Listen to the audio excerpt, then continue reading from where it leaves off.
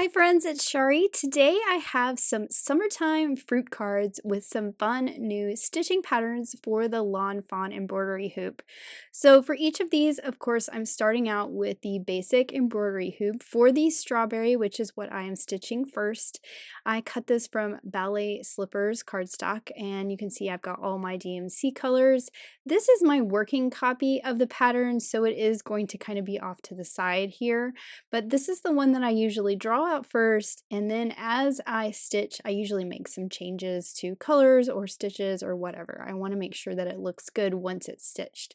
I'm starting with the darker of the two green colors that are going to create the top of my strawberry, and I am going to show you just a few stitches here. So I like to hold on to the tail with my finger, and I'm starting with that very top stitch. I like to go top right corner to bottom left and then come back and finish my cross in the other direction. And then now I'm moving on to that next one down. I'm going to flip this over and make sure that I have my tail in such a place that it's going to get caught underneath that next stitch. So you can see I'm moving it over. And now I know when I go into that next hole to cross the rest of my stitch that that tail is going to get caught. Now since the stitch right below it is in line with this one, that tail will get caught under this one too, and really that's all I need to hold in place. Those two stitches is plenty. I could actually just trim off this tail right now if I wanted to, but I'm going to do that at the end. Now I'm going to speed things up a little bit and stitch the other 6 stitches that are in this same color and work my way down so that I can show you how to tie it off at the end or how to secure the tail. And when I have lines like this, I like to go all one direction with my top right to bottom left and then come back and finish off the X in the other direction. And that's what I'm doing here. Now that I have all those done, I can just thread my needle underneath those stitches on the back. And now that is secured, and I will trim off both of these. Now I'm not going to show you all my stitching in today's video because I don't want this to be super long, but I did want to show you some tips. So when you're pulling from a skein that's not on a bobbin, you want to make sure that you pull from the end of the skein where the number is. This will keep it from getting in knots. So this is that lighter green that you see on the pattern with the little X symbol, and I'm doing the same thing with this green because I don't have a lot of stitches yet. I'm going to hold the tail and then make sure I catch it with my stitches. Again, I'm going all one direction on this line and then back in the other direction. I am going to skip ahead and do a little bit of back stitching. Now this is the darkest green color in this pattern, and we are going to do the little vines coming off the top of the strawberry. I am stitching these with 6 strands. I always try to note how many strands I'm using. For the vines I did 6, for the outline of the strawberry I did 3. It all just depends on the look you're going for and how thick you want the lines to be. Now that I have a bunch of stitches, I can anchor this on the back side, and then I'm going to start right there on the right, kind of swirl around and go over to the left so that I all have kind of one continuous line. When I am doing back stitching on a pattern like this, where we're kind of going over some open space, I like to make sure I'm aware of where the thread is going on the back so that none of this shows through a hole where no stitches are going to be, if I can at least help it. Now I've hopped over to the other side of the stem and I'm just doing those long stitches to do the other part of this vine that's kind of swirling around on the left side of the strawberry.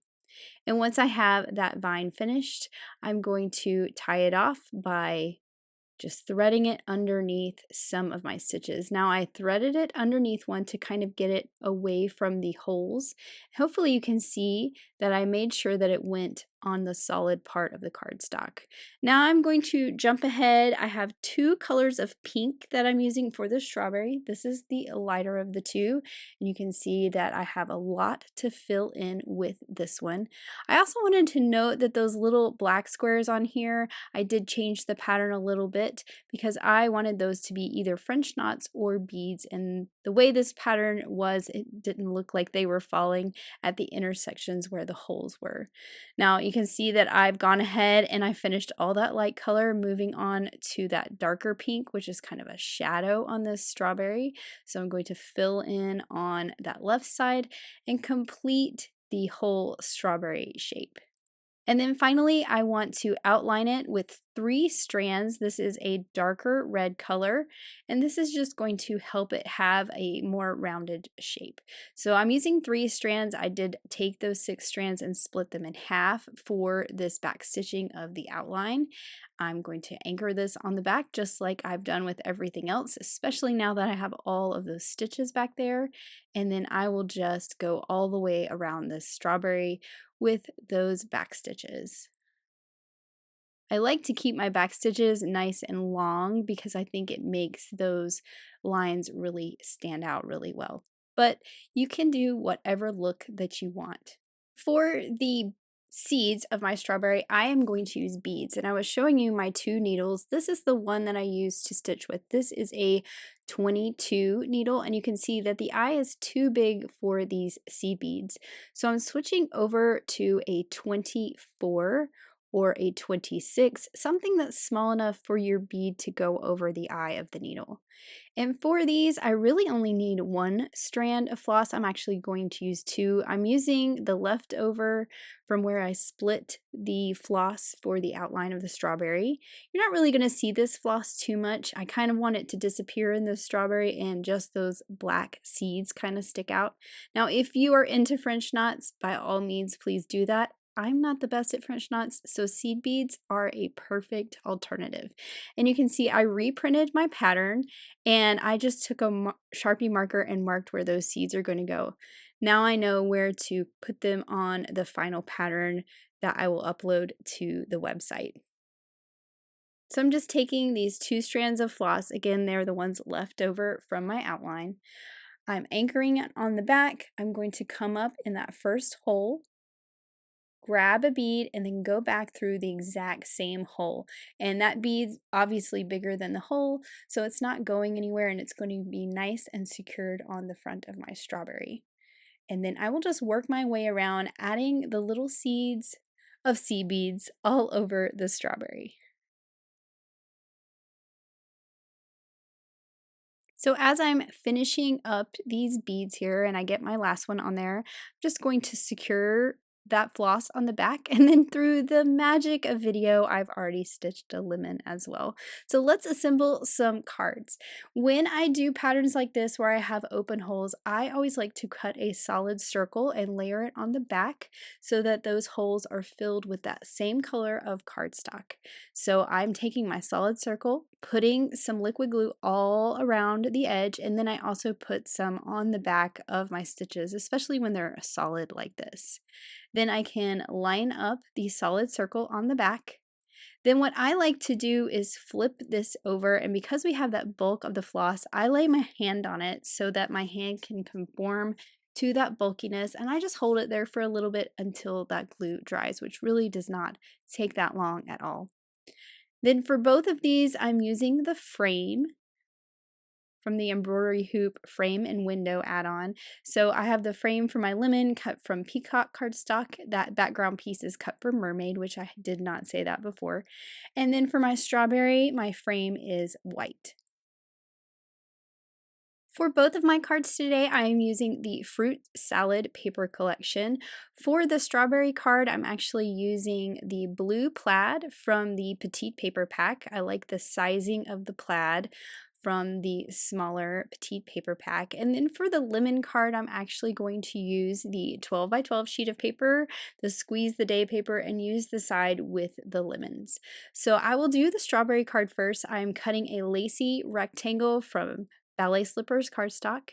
Then I cut that pattern paper with a small stitch rectangle. This is the one that fits right inside that lacy rectangle. I also pulled out the strawberry patch dies and used the leaves from that die set to cut some algae cardstock. And I really just focused on cutting those leaves on the end, the kind of 3 leaves at the end. I'm cutting some of them apart. These are going to tuck behind my stitched strawberry in the frame in this bottom right corner. For the sentiment, I pulled out Henry's ABCs and some guava cardstock and cut out letters for the word berry. Then I'm using Henry's Build a Sentiment Love and Build a Sentiment Winter so that I can spell out your so and then the word sweet. That is from the winter set. So my card will say you're so very sweet. And I'm just laying my stamps on here kind of as placeholders right now. Nothing is glued down yet. So I'm going to start with my strawberry because that is the star of the show in this bottom right corner, and I have popped it up on some foam squares. And I'm going to move those leaves out of the way so I can get it right where I want it to be, and then I will add the leaves by tucking them behind this circle. Now for the leaves, I'm using some thin foam squares to give them a little bit of dimension off that background. So I'll stick these two down. Now this third one that I kind of trimmed off, I'm going to tuck it up under behind and add that with a little bit of liquid glue so that this one is flat onto that pattern paper. Now when I came to this side up here, I thought it would be fun to have it overlap that frame a little bit. So I'm adding a thin foam square to one and a thicker foam square to the other so it can kind of come up and over the frame. And then I decided to do the same to this one. So I'm adding that foam square that is the same thickness as the strawberry and overlapping that. I just think that looks kind of nice how it comes out from behind the frame and overlaps. Now I've got my letters where I want them to be, so I'm going to pick them up with some clear removable tape. This is some removable Scotch tape. I'm adding my liquid glue to the back of all of my letters. And then this will allow me to pick up the whole word as one and place it right back into place onto my card.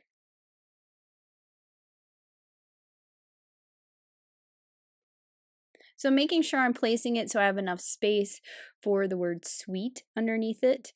And at first I was going to put that sweet kind of to the right in between the word berry and the top of the circle, but everything felt very crammed over there.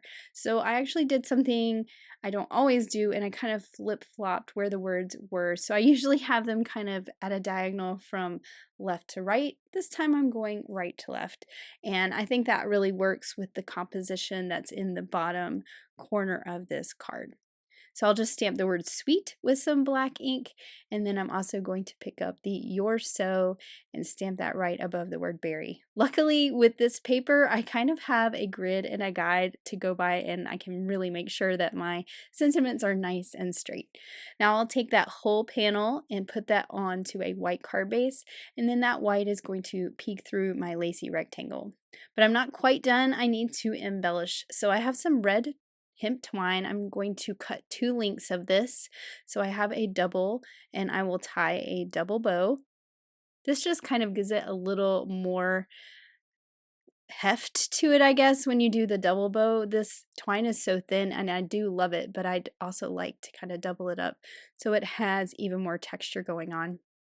I will add a little dot of glue, put that in place, and actually hold it with my tweezers while it dries and trim off those long tails. And I actually like how this sort of curves around the circle of the frame. I think that looks really nice and frames it up nicely. And I can remove my tweezers. That glue is probably set well enough. And of course, we need some glitter. So I'm just putting that Stardust Stickles glitter at the bottom of the letters, not the whole thing, and then some glitter accents on one side of each leaf. So this is my finished sweet strawberry card, and I just think it turned out so adorable and cute. I love those beads on the strawberry. So now to move on to the lemon card. This pattern, by the way, is called the Zest, which is exactly what our sentiment is going to say. I started out with a piece of mermaid cardstock cut to 4 1/4 by 5 1/2 and just put that on a card base. And the lemon paper I cut with the largest of the outside in stitch rectangles. So I've got that little peak of that mermaid paper just sticking out on all sides. Just like the other card, I'm using Henry's ABCs for part of my sentiment. I cut out the word zest from Peacock cardstock. I lined it up and used my block to make sure the letters were straight on this one. Picked it up with that same removable tape. I was just kind of checking to make sure everything looked good on there. I'm going to use the same Henry's Build a Sentiment set, which is the love set, for the words you're the. I've put that glue on the back of the word zest. I'll pop that right into place onto my card and then carefully remove the tape. And then I can stamp the you're the words right above it. Now I stamped this one to the right side because I am going to add some embellishment on my lemon frame on the left side, and I just wanted things to look a little more balanced. On this card, I'm using some orange twine, and for this one, I wrapped it around the card, and I will just tie it in a bow on the left side. And I always want to check and make sure I'm tying it far enough to the left so that it will not be behind my circle. So I'm just going to tie this nice and tight over here. You could use your tweezers to hold it if it's moving around on you a little bit. Then I like to kind of adjust the strings so that they're separated when they come out from behind that circle. And then I am putting my foam squares at the top and the bottom and avoiding the middle because I have that twine going through the middle. So I like to create kind of a channel between my foam squares for that twine to go. And then I can just pop this right onto my card right there at the top. Now this is the Zesty Lemon die set, and that is where these little flowers came from. I just cut these from white cardstock, and these are going to be my embellishments around the frame. So I just have 3 of them. I will drop them into place with a little dot of liquid glue. Then what I'm actually going to do is put another dot of glue in the center, and I actually pulled out some yellow, kind of lemon yellow actually, gems that I had in my stash.